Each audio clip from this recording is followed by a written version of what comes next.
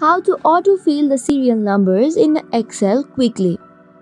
Hello everyone, and let's get started. Are you tired of manually entering the numbers or the serial numbers in your Excel sheet and want an easier way out?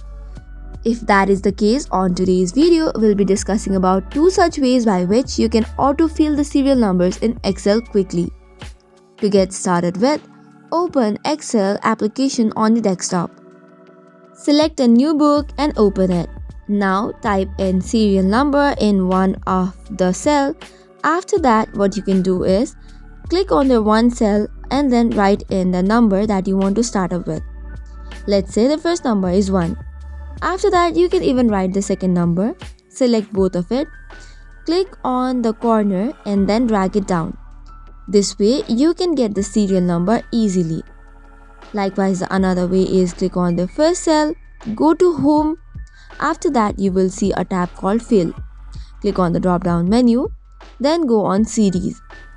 From the series in, select Column, and then you have to select Linear in the type. In the stop value section, give the number up to which you want the serial number to be, and then tap on OK.